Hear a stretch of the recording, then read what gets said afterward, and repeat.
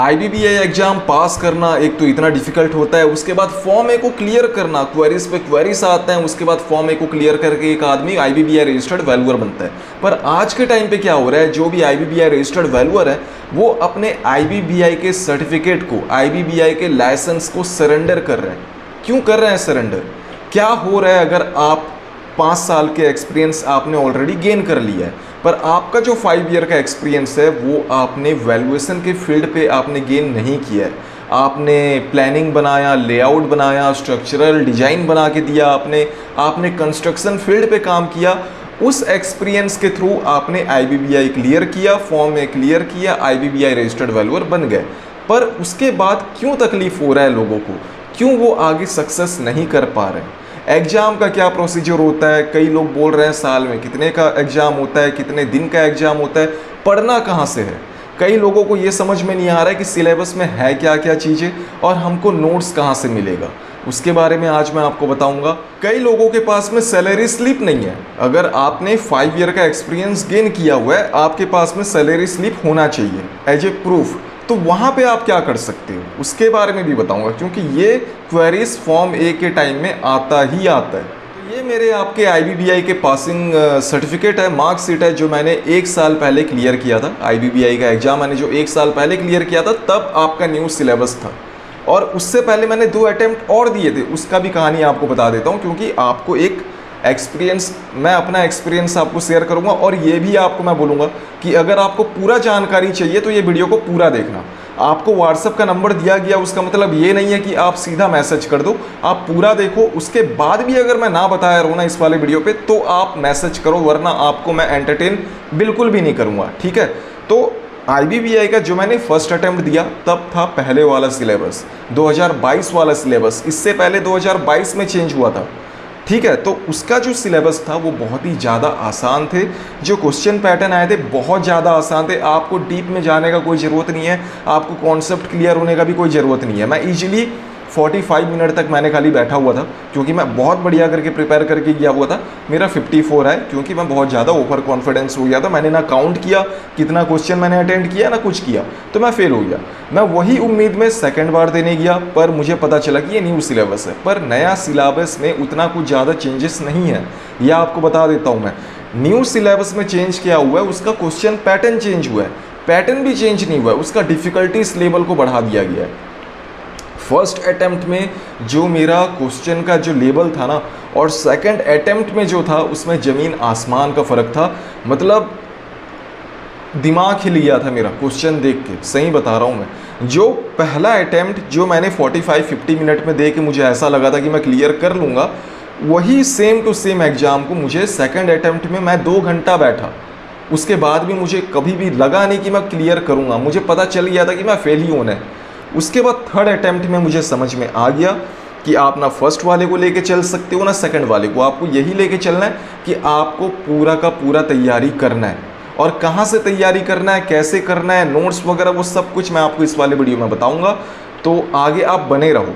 तो आपको मैं यही सजेशन दूंगा कि अगर आपको आईबीबीआई एग्जाम क्लियर करना है, क्योंकि एक अटेम्प्ट का 6000 रुपये लग रहा है, आपका 6000 रुपये पानी में जा रहा है, जाने आने का खर्चा अलग पानी में जा रहा है। तो आप कोशिश करो कि अटेम्प्ट दो, बढ़िया करके प्रिपरेशन करके दो, अच्छे से नोट्स आप लोग कलेक्ट कर लो जहाँ से भी मिल रहा है, क्योंकि आपका 6000 रुपये तो वैसे भी पानी में जाना है। तो आप क्यों ना कुछ थोड़ा बहुत इन्वेस्टमेंट करके अच्छे से प्रिपेयर करके जाओ, ताकि आपका पैसे भी बचे, टाइम भी बचे। सबसे इंपॉर्टेंट होता है टाइम। और खाली बहुत जने को ये लगता है ना कि एग्ज़ाम क्लियर कर लिए तो बहुत सब कुछ हो गया, या 50 या 90% काम निपट गया। मुझे भी ऐसा लगता था, पर ऐसा नहीं है, ये उल्टा है। आप एग्ज़ाम क्लियर किए ना, उसके बाद जो फॉर्म ए आता है, वहाँ पे असली सवाल आता है। क्योंकि फॉर्म ए के टाइम में आरबीओ वाले आपका हेल्प बिल्कुल भी नहीं करेंगे। आरबीओ के हाथ में कुछ रहता भी नहीं है, मैं सही बताऊँ तो। वो सारा कुछ रहता है आईबीबीआई के हाथ में। आईबीबीआई का जो चेक करने वाले होते हैं उनके हाथ में रहता है। तो वो देखेंगे कि आपका जो भी डॉक्यूमेंट्स आपने प्रोवाइड किया हुआ है। आरबीओ वालों को क्या है यार, उनको पैसे कमाना है, वो तो सीधा आप कहीं से भी एक्सपीरियंस सर्टिफिकेट बना के आप दोगे तो वो एक्सेप्ट कर लेंगे। बट फॉर्म ए के टाइप में ऐसा नहीं होता है। फॉर्म ए में आपका पूरा का पूरा डॉक्यूमेंट्स का वेरिफिकेशन किया जाता है, प्रॉपर वेरीफाई होगा।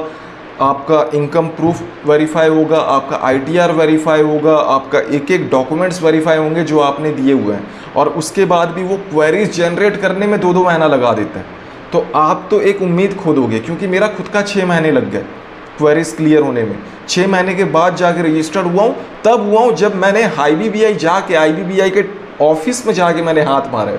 RBO के थ्रू मेरा कुछ भी नहीं हुआ। जो IBBI के जो ऑफिसर हैं, जो दिल्ली में बैठते हैं, जो चेक करते हैं, उनको मैंने कांटेक्ट किया, उनको फोर्स किया, उसके बाद ही कुछ हो पाया मेरा। उसके बाद 6 महीने के बाद जहां मैं उम्मीद खो दिया था, रिजेक्ट होने के कगार पे था, 3 बार वैसे भी रिजेक्ट हो गया था, फाइनली जाके मेरा IBBI में रजिस्ट्रेशन हुआ है। और ये आपका सर्टिफिकेट है जो आप लोग देख सकते हो। अब बात आता है कि अब IBBI क्लियर हो गया, लोग मेरे जैसे बहुत लोग हैं जो सरेंडर करना चाह रहे हैं, और सरेंडर करने में प्रॉब्लम कहाँ पे आ रहा है? आप बोलोगे IBBI का है, चलो सरेंडर कर देते हैं। अभी के टाइम में तो कोई वैल्यू है नहीं इसका, और सही बता रहा हूँ, अभी के टाइम पे इसका ज़्यादा कुछ वैल्यू नहीं है। क्यों?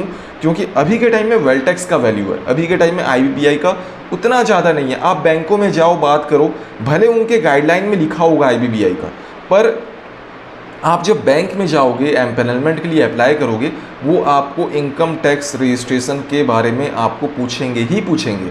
आपको वेल्थ टैक्स है कि नहीं पूछेंगे ही पूछेंगे। अगर नहीं है तो दिक्कत आएगा।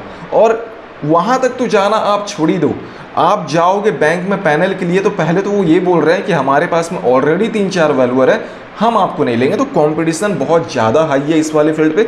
ये मैं इसलिए बता रहा हूँ क्योंकि बहुत लोग जो मुझे मैसेज करते हैं वो बहुत ज़्यादा ओवर कॉन्फिडेंट होते हैं कि हाँ भाई पढ़ाई किए, क्लियर हो गया, बात खत्म। ऐसा बिल्कुल भी नहीं है। पढ़ाई किए, एग्जाम क्लियर हुआ, उसके बाद फॉर्म क्लियर करना है, जिसके लिए प्रॉपर सर्टिफिकेट आपके पास में होने चाहिए।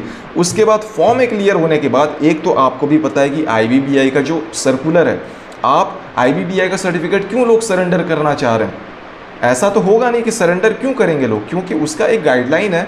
उसका ये गाइडलाइन है कि आप IBBI में रजिस्टर्ड होने के साथ साथ कहीं पे सैलरी ले नहीं सकते, कहीं पे जॉब नहीं कर सकते, कुछ और बिजनेस आप कर नहीं सकते। आप IBBI रजिस्टर्ड वैल्यूअर हो, आप कोई किराना दुकान खोल के बैठे हो, आप कहीं पे कुछ और काम कर रहे हो, कभी कोई कंप्लेन किया तो आप गए, आपका लाइसेंस गया रद्द, आपको दोबारा से एग्जाम देना पड़ेगा, दोबारा से क्लियर करके फॉर्म में क्लियर करना पड़ेगा। तो उसके लिए लोग क्या कर रहे हैं? सरेंडर कर रहे हैं, ताकि वो आप रजिस्टर्ड ही रहो, पर आपका IBBI का जो लाइसेंस है वो आपका वैलिड नहीं रहेगा कुछ टाइम तक, जब तक आप चाहते हो।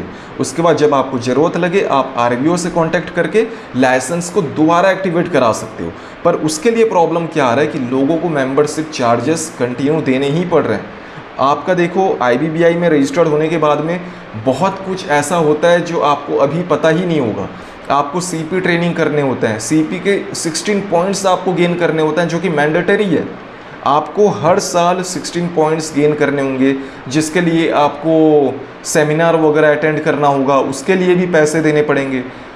ईयरली मेंबरशिप आपको अलग देने होता है, जो कि सारे RBO के अलग अलग है, किसी के 5,000, किसी के 10,000, 12,000, वैसे टाइप के मेंबरशिप है। तो पैसे जा रहा है, और लोग क्यों इसको नहीं देना चाह रहे हैं? क्योंकि उनको भी पता है कि अगर इससे कुछ इनकम नहीं आ रहा है तो हम दे क्यों पैसा। सिंपल सी बात है, अगर आपने IBBI में रजिस्ट्रेशन करवाया हुआ है, उसके थ्रू बैंक से कुछ काम नहीं आ रहा है, आपका कुछ इनकम नहीं आ रहा है, तो आप क्यों उसके बदले पैसा दोगे उसको मेंटेन करने के लिए? तो यहाँ पे प्रॉब्लम आ रहा है। अब सवाल आता है कि जो लोग विदाउट एक्सपीरियंस वैल्यूएशन वाले फील्ड पे, इस वाले फील्ड पे कूद रहे हैं, और उनका चलो रेफरेंस या किसी के फैमिली बैकग्राउंड है, किसी के फादर वैल्यूअर हैं, किसी के चाचा वैल्यूअर हैं, काफ़ी लोग मुझे मैसेज करते हैं उनके फैमिली रिलेटिव वैल्यूअर होता है, उनको कहाँ पे तकलीफ़ आ रहा है? कोई आपका प्लान एस्टीमेट बना रहा है, कोई लेआउट पास करवा रहा है, कोई एस्टीमेट या कुछ, कोई बिल्डर है अपना, या बहुत बहुत फील्ड है सिविल इंजीनियरिंग पे। तो आप जब वैल्यूएशन को छोड़ के ये बाकी सारे फील्ड से अगर इस वाले फील्ड पे एंटर करेंगे तो तकलीफ़ कहाँ पे आ रहा है वो आपको बताता हूँ। आप IBBI में रजिस्टर्ड हो गए, IBBI में चलो ज़मीन से आसमान लगा के साल 2 साल वेट करके आपका रजिस्ट्रेशन फाइनली हो गया, मान के चलो। उसके बाद आप जब बैंक जाओगे ना, बैंक आपका बैकग्राउंड देखेगा, बैंक आपका एक्सपीरियंस देखेगा कि किस फील्ड में है आपका एक्सपीरियंस। IBBI सर्टिफिकेट आ गया, आईबीबीआई के लिए वैसे भी हमको 3 साल का एक्सपीरियंस या 5 ईयर का एक्सपीरियंस हमको लगता है, पर बैंक वैल्यूअर या जब बैंक में एम्पैनलमेंट करवाने जाओगे तो वो आपको और 3 साल या 5 साल का एक्सपीरियंस मांगेंगे वैल्यूएशन वाले फील्ड पे। और वो अब उसके लिए आपको कोई बैंक पे तो जाके पैनल होना ही पड़ेगा ना। अगर आपको खुद का लाइसेंस के थ्रू कोई बैंक बोल रहा है कि मुझे 3 साल का एक्सपीरियंस दो, मुझे 5 ईयर का दो, तो भाई कोई बैंक में आपको पैनल होना पड़ेगा उसके लिए, एक्सपीरियंस गेन करने के लिए। तो जो बैंक में आप जब पैनल करवाने जा रहे हो खुद को, ये मेरा भी प्रॉब्लम है और कई लोग इसके बारे में शिकायत करते भी हैं, ठीक है। तो प्रॉब्लम क्या आ रहा है, बैंक वाले सीधा आपको रिजेक्ट कर दे रहे हैं ये बोल के कि आपका तो वैल्यूएशन वाले फील्ड पे एक्सपीरियंस नहीं है, हम कैसे आप पे भरोसा कर लें, आपको तो वैल्यूएशन का भी नहीं पता, तो आप वैल्यूएशन कैसे करोगे। क्योंकि वैल्यूएशन छोटा मोटा चैप्टर तो होता नहीं है कि लैंड का कीमत, बिल्डिंग का कीमत आप अलग अलग से आप जोड़ दिए, आपका आ गया मार्केट वैल्यू, ऐसा तो होता नहीं है। काफ़ी सारे अप्रोचेस होते हैं। जब आप आईबीबीआई का एग्ज़ाम जब आप प्रिपरेशन करोगे तब आपको पता चलेगा कि वैल्यूएशन होता क्या है। वहाँ पे आपका पूरा का पूरा सिलेबस वहाँ पे है, तब आपको समझ में आएगा कि ये खाली लैंड और बिल्डिंग वाला हिस्सा नहीं होता, बहुत कुछ का हिस्सा होता है। पर बैंक वालों को वो समझाना पॉसिबल नहीं हो पाता कि हम भी पढ़े हुए हैं। जो वेल्टेक्स को आप वैल्यू कर रहे हो ना, वो वेल्टेक्स वाले तो विदाउट पढ़े, विदाउट आपका वैल्यूएशन फील्ड में एक्सपीरियंस हुए वो घुस गए हैं वेल्टेक्स वाले फील्ड पे। अभी भले पॉसिबल नहीं हो पा रहा है वेल्टेक्स में विदाउट वैल्यूएशन एक्सपीरियंस, वैल्यूएशन वाले वेल्टेक्स में भी आपको 10 ईयर का एक्सपीरियंस मांग रहा है, वो भी वैल्यूएशन फील्ड पे। तो अभी सब चेंज हो गया है, धीरे धीरे कंपटीशन हाई हो रहा है उसके साथ साथ। पर आईबीबीआई में अगर आप कूद रहे हो, क्योंकि उसमें 5 ईयर का लगता है, वेल्टेक्स में 10 ईयर का लगता है, तो आप कोशिश करो प्रॉपर आपके पास में वैल्यूएशन का एक्सपीरियंस सर्टिफिकेट होना चाहिए विथ प्रॉपर प्रूफ। और आपको तो मैं यही सजेशन दूंगा कि जो भी मैं अभी आपको बता रहा हूँ, कुछ अगर इससे भी ज़्यादा कुछ अगर डाउट है एजुकेशन क्वालिफिकेशन को लेके, स्टेप्स को लेके, आईटीआर को लेके, सैलरी प्रूफ को लेके, एक्सपीरियंस सर्टिफिकेट का फॉर्मेट क्या रहेगा उसको लेके, तो आप मेरा कंसल्टेशन ले सकते हो। 999 रुपीज़ में मैं प्रोवाइड कर रहा हूँ और काफ़ी लोग ले रहे हैं और काफ़ी लोग खुश भी हैं ये जान के कि मतलब मैं उनसे उनके एक्सपेक्टेशन से ज़्यादा मैं उनको बता रहा हूँ, जितना वो मुझसे एक्सपेक्ट किए थे। कंसल्टेंट मतलब मैं उनको जितना हेल्प कर पाऊँ, वो जितना सोचे हुए थे मेरे वीडियोस को देख के, उनसे ज़्यादा मैं उनको शेयर कर रहा हूँ पर्सनली बातें करके, तो वो खुश हो रहे हैं इस बातों को लेके। और वेल्टेक्स का भी आप चाहो तो ले सकते हो, वेल्टेक्स का भी सेम है, 999 आईबीबीआई का है, 999 आपका वेल्टेक्स का है। और जो आईबीबीआई वाला है ना, उसमें आपका नोट्स इंक्लूड है, नोट्स इंक्लूड है। अब चलो आपको बताता हूँ कि प्रिपरेशन आपको कहाँ पे करना है। तो ये देखो, ये सारा टॉपिक है। लोग बोलते हैं ना कि कहाँ से हम लेके आएंगे नोट्स, मतलब क्या क्या है सिलेबस पे।